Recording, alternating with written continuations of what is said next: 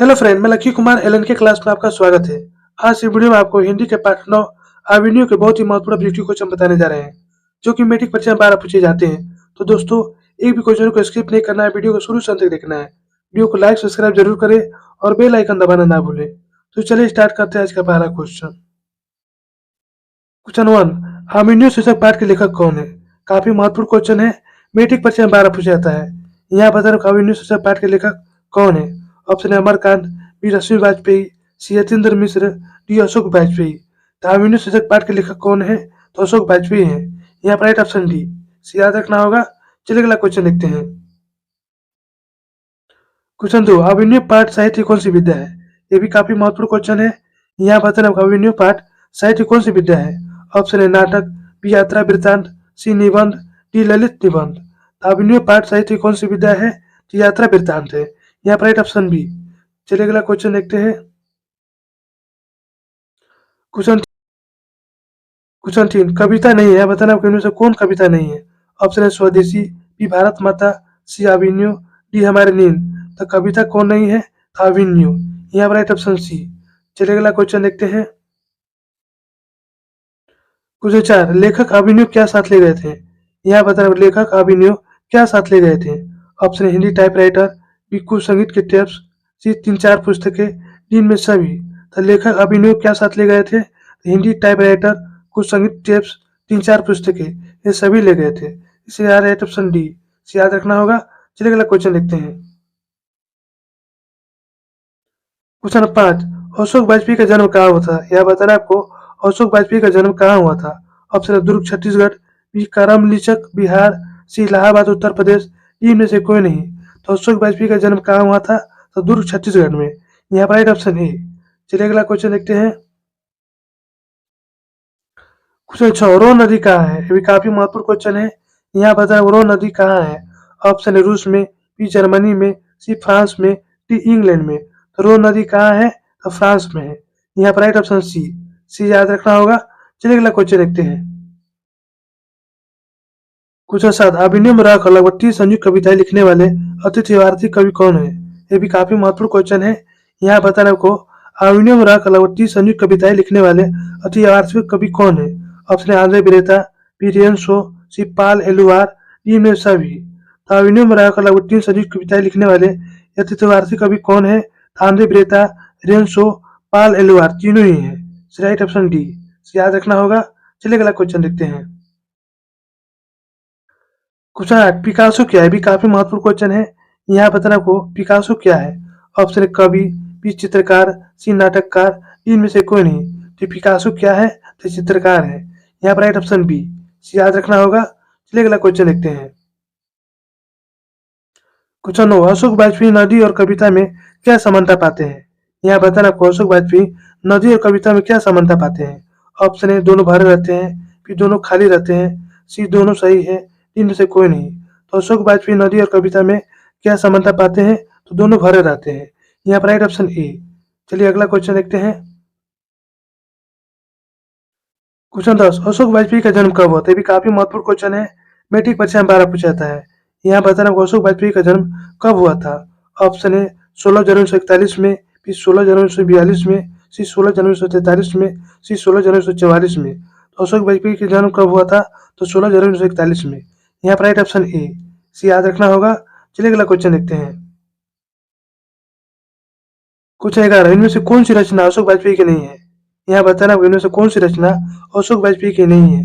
Option A कविता का गान, B तत्पुरुष, सी फिलहाल, डी कविता के नए प्रतिमान। इनमें से कौन सी रचना अशोक वाजपेयी की नहीं है? तो कविता के नए प्रतिमान। यहाँ पर राइट ऑप्शन डी। चलिए अगला क्वेश्चन देखते हैं। क्वेश्चन 12, फ्रांस का प्रमुख कला केंद्र कौन रहा है? ये भी काफी महत्वपूर्ण क्वेश्चन है। मैट्रिक परीक्षा में 12 पूछा जाता है। यहाँ बताना फ्रांस का प्रमुख कला केंद्र कौन रहा है। Option A Eiffel tower, B आर्मेनियो, सी इनमें से दोनों, डी इनमें से कोई नहीं। तो फ्रांस का प्रमुख कला केंद्र कौन रहा है? तो आर्मेनियो रहा है। यहाँ पर राइट ऑप्शन बी। चलिए अगला क्वेश्चन देखते हैं। क्वेश्चन 13, कार्तुशियन संप्रदाय विश्वास करता है। यहाँ बताना कार्तुशियन संप्रदाय विश्वास करता है। ऑप्शन है पूजा पर, बी पाठ पर, सी मौन पर, डी यज्ञ पर। तो कार्तुशियन संप्रदाय विश्वास करता है तो मौन पर। यहाँ पर राइट ऑप्शन सी याद रखना होगा। चलिए अगला क्वेश्चन देखते हैं। क्वेश्चन 14, अवेन्यू क्या है? भी काफी महत्वपूर्ण क्वेश्चन है। यहाँ बताना अवेन्यू क्या है। ऑप्शन है दक्षिण फ्रांस की एक नदी, बी दक्षिण फ्रांस के मध्ययुगीन ईसाई मठ, सी फ्रांस का राजा लुई 16वां का महल, सी फ्रांस का अत्यंत प्राचीन विद्युत केंद्र। अवेन्यू क्या है? तो दक्षिण फ्रांस का एक मध्ययुगीन ईसाई मठ है। यहाँ पर राइट ऑप्शन बी सी याद रखना होगा। चलिए अगला क्वेश्चन देखते हैं। क्वेश्चन 15, लेखक श्री अशोक वाजपेयी अवेन्यू किस सिलसिले में गए थे? काफी महत्वपूर्ण क्वेश्चन है, मैट्रिक परीक्षा में 12 पूछा जाता है। यहाँ बताना लेखक श्री अशोक वाजपेयी अवेन्यू किस सिलसिले में गए थे? ऑप्शन श्रोता के रूप में, फिर रंग समारोह में भाग लेने के लिए, सी घूमने के लिए, डी निर्णायक के रूप में। तो लेखक श्री अशोक वाजपेयी अवेन्यू किस सिलसिले में गए थे? रंग समारोह में भाग लेने के लिए। यहाँ पर राइट ऑप्शन बी सी याद रखना होगा। चलिए अगला क्वेश्चन देखते हैं। क्वेश्चन 16, बिलंतवल क्या है? यहाँ बताना बिलंतवल क्या है। ऑप्शन है फ्रांस का एक छोटा सा गांव, बी फ्रांस की एक नदी, सी फ्रांस का एक पर्वत, डी फ्रांस का एक नाटक केंद्र। तो बिलंतवल क्या है? तो फ्रांस का एक छोटा सा गांव है। यहाँ पर राइट ऑप्शन ए सी याद रखना होगा। चलिए अगला क्वेश्चन देखते हैं।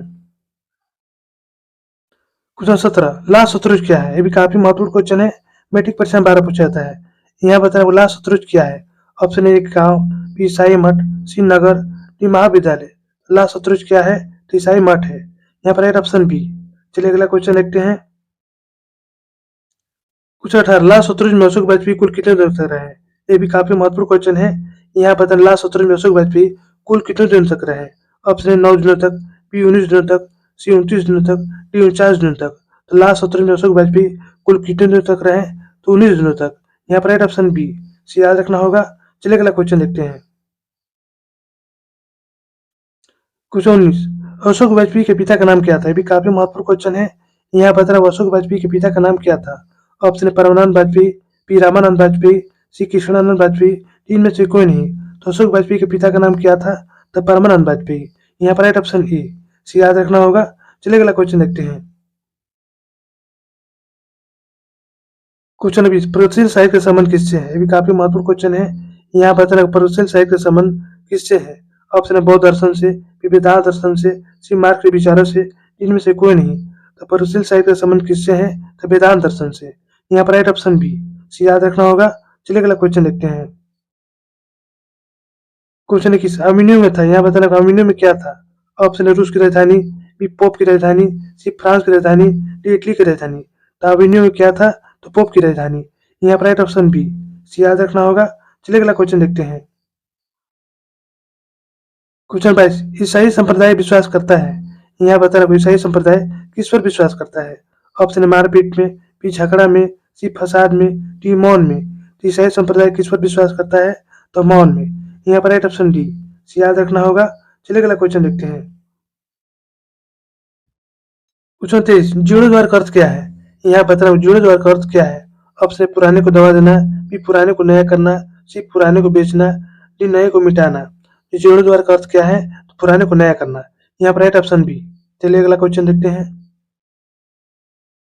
क्वेश्चन 24, अवेन्यू में किस युग का ईसाई मठ है? यहाँ बताना आपको अवेन्यू में किस युग का ईसाई मठ है। ऑप्शन है प्राचीन युग, बी मध्य युग, सी आधुनिक युग, डी इनमें से सभी। तो अवेन्यू में किस युग का ईसाई मठ है? तो मध्य युग का। यहाँ पर राइट ऑप्शन बी। चलिए अगला क्वेश्चन देखते हैं।